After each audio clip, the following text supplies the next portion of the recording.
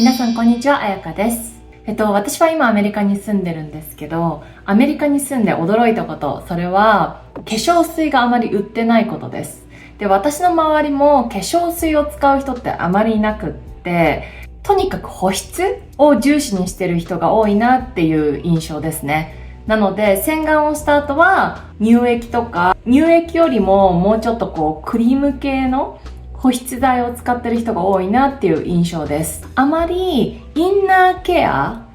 を重視してる人はいないかなっていう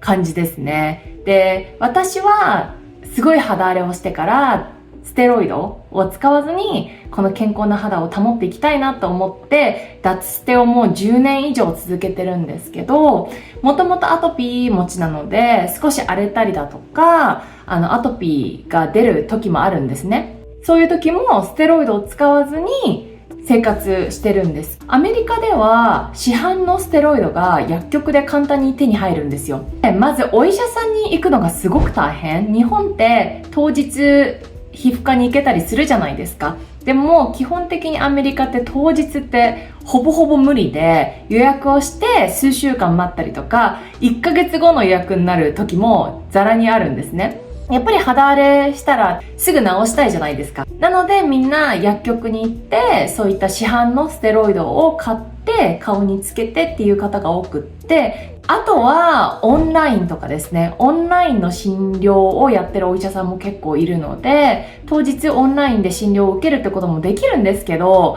ね、肌ってやっぱカメラ越しにわからなかったりするじゃないですか。で、大体荒れてて処方されるのって決まった薬、ステロイド系が入って決まった薬だから、みんなそんなお金も払いたくないし、時間もかかるから、サクッと手に入る市販のステロイドを薬局で購入するんですよね。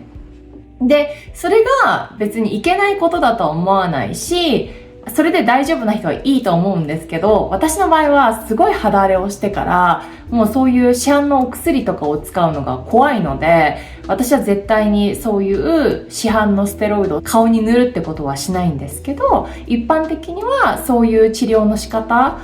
が多いと思います。で、アメリカって聞くと、ナチュラル思考だったり、オーガニック、ビーガンとか健康に気を使ってる人が多いイメージだと思うんですけど、日本もアメリカも、人によると思うんです。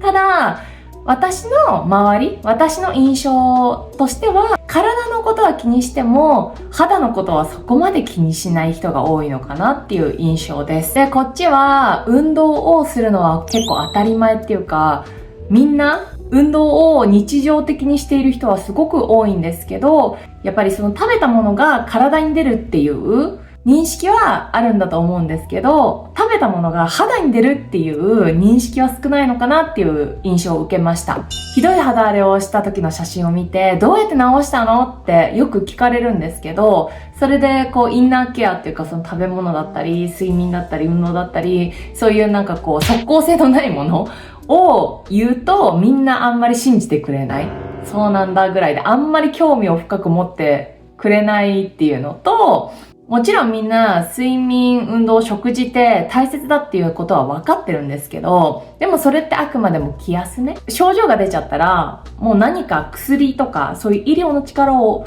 頼って治すっていうのが一般的なので、それはね、もちろんそうだと思う。で、日本でもそうだと思うんです。肌が荒れたら皮膚科に行った方がいいし、で、私もしょっちゅう行ってたから、昔は。で、皮膚科に行って、もらったお薬を顔に塗ってっていうのを繰り返していたので、それが悪いことでは絶対ないと思うし、お医者さんの言うことだからね、それが正しいんだと思うんですけど、私の場合はステロイドを使って副作用ですごい肌荒れをした経験があるので、もうこういう目には遭いたくないなっていう気持ちで自分の生活リズムを見直して今に至るんですけど、アメリカに住んで驚いたのは、日本よりもそういうインナーケアの意識が強い人が少ないかなっていう印象です。あくまでも私の周りはね、旦那さんもアトピーを持っていて、で、たまに手とかに出たりするんですけど、旦那さんの家族もだいたい半分の家族はアトピー持ちだったと思うんですけど、やっぱりね、一緒に過ごして見てみると、これ炎症起こるだろうなっていう生活してるんですよね。睡眠とか、あとは食べ物とか、やっぱ見てるとね、それは良くならないよって正直思うことがあるんです。でもそれを言ったからといって、で、食事とか睡眠とかの改善で肌がさ、一瞬で良くなるわけじゃないじゃないですか。で、こういったインナーケアって即効性があるものじゃないから続けにくいし、信憑性も低いし、あんまり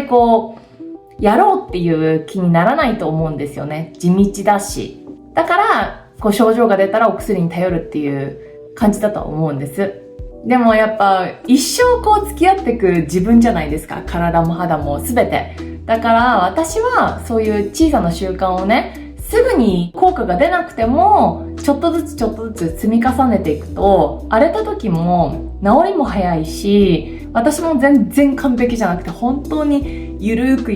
生きてるんですけど、でもちょっとした習慣、ちょっとしたやれることを重ねていくことで、肌もどんどん健康になってきた気がするし、荒れづらくもなった。荒れても元に戻りやすくもなりました。みんな、生活リズムも肌のコンディションとか体質とかも全く違うから、私の経験が参考になるかどうかはわからないんですけど、このチャンネルでは私の経験だったりとか、日頃肌のために心がけていることを紹介しているので、もし